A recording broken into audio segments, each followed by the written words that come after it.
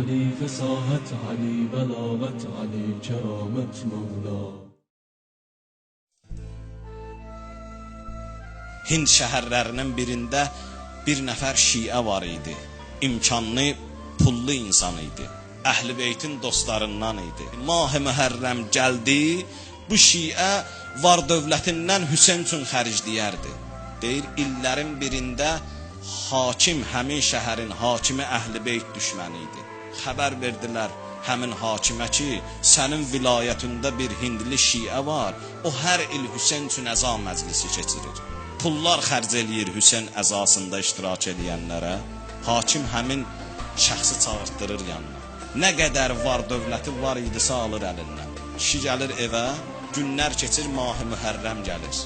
Mah-ı Mühərrəm gələndə həyat yoldaşı çox salihə bir xanım idi. Deyir, kişi, nəyə görə belə narahatsan?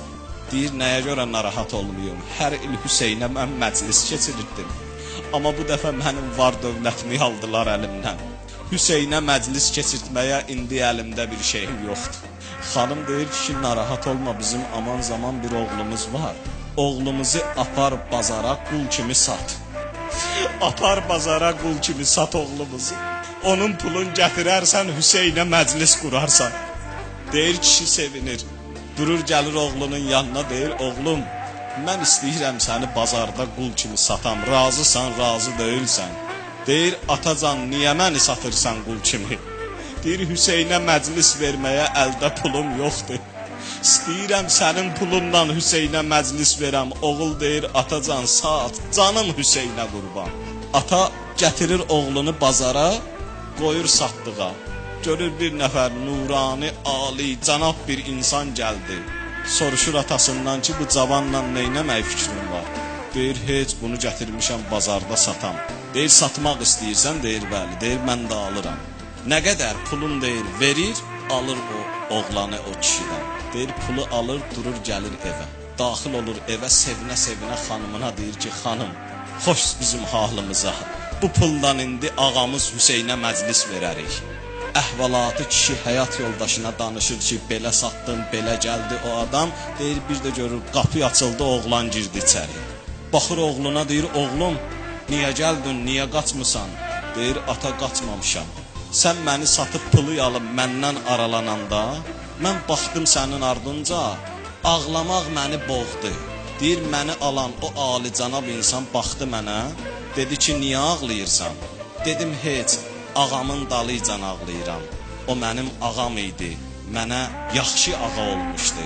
İndi mən ondan ayrılıram, ona görə ağlayıram.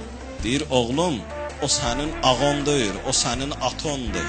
Sən onun oğlusan, sən onun qulamı deyilsən. Deyir, baxdı mənə, dedi, ağa sən kimsən? Dedi, mən həmin o kəsəm ki, atom mənə görə səni satdı. Ənəl qəribul müşərrəd, mənəm o qərib ağa. Ənəlləzi qətəluni ətşana, mənəm həmin susuz can verən ağa.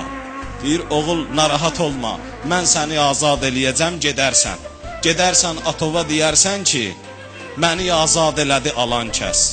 Və narahat olmasın, o hakim ondan nə qədər var dövləti var idisə, almışdısa, onu qaytaracaq özünə. Deyir, məni azad elədi ağa. Sən demə o Hüseyn ibn Əli imiş, İmam Hüseyn ağaymış. Bu dəmdə gördülər qapı döyülür. Açdılar qapını, gördülər hakimin nümayəndəsidir. Ev yiyəsinə dedi ki, səni hakim çağırır. Durdum, gəldim həmin hakimin yanına. Dedim, nə sözün var? Dedi, səndən üzr istəyirəm. Mən sənin var dövlətini almışam, mən səndən üzr istəyirəm. Sən get Hüseynə nə qədər ömrün var, məclislər qurcuna. Mən də sənə hər il Hüseyn məclisi üçün 10.000 dirhəm pul ayıracam, göndərəcəm sənə. Hakim, bəs niyə belə fikrindən dönmüsən? Deyir, heç elə oturmuşdum evdə, gördüm bir ali, cənab bir insan gəldi. Dedi, sən mənim şiələrimi niyə incidirsən? Niyə onlara əziyyət verirsən? Niyə onları narahat eləyirsən, var dövlətin əllərindən alırsan? Qorxmursan Allahdan, qorxmursan Allahın Peyğəmbərindən? Mən deyir, o ağanın gəlişinə, o ağanın sözünə görə həm var dövlətimi qaytarıram, hər il özümdən pul ayırıram, bunlar bir yana. O ağanın ali cənablığı məni elə tutdu ki, mən özüm də, həyat yoldaşım da, balalarım da, nə qədər mənim ətrafımda insanlar var, hamısı dönüb olub Əhl-i Beyt aşiqi. Hamısı dönüb olub Hüseyn aşiqi.